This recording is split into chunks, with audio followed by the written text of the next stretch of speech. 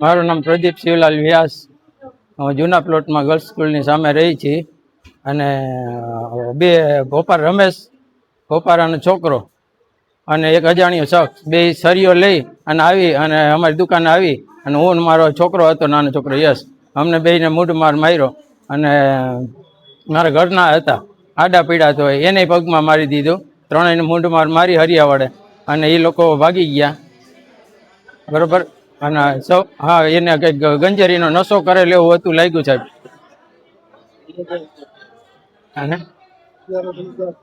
અત્યારે અમે સિવિલ હોસ્પિટલમાં દાખલ છીએ. બરોબર છે. અને ખીચામાં 9,200 જેવા મારા પૈસા હતા, રૂપિયા, એ નીકળી ગયા, એ લઈને ભાગી ગયા એ લોકો બે. અને હરિયાવાળા અમને મૂંઢ માર મારેલો અમને ત્રણેયને, મને, મારા ઘરનાને અને છોકરાને.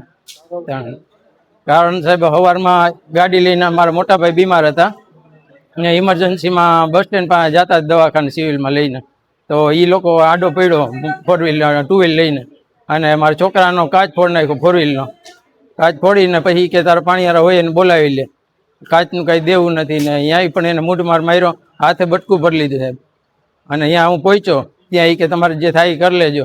અને આવી ઘટના બની હતી. સવારમાં પાછો મારે સમાધાન કરીને પાછો વયો ગયો અને 5 વાગે પાછા એ લોકો હરિયો લઈને આવી અને આવો મૂઢ માર અમને માર્યા. સરકારી ગર્લ્સ હાઈસ્કૂલની સામે બનાવ બનેલો, અમારી ઓફિસ જ. અને સીસીટીવીમાં કેદ છે. એ લોકો આવ્યા, 2 વ્હીલ લઈને આવ્યા, હરિયો લઈને આવ્યા હતા, બધું મારા સીસીટીવીમાં કેદ છે.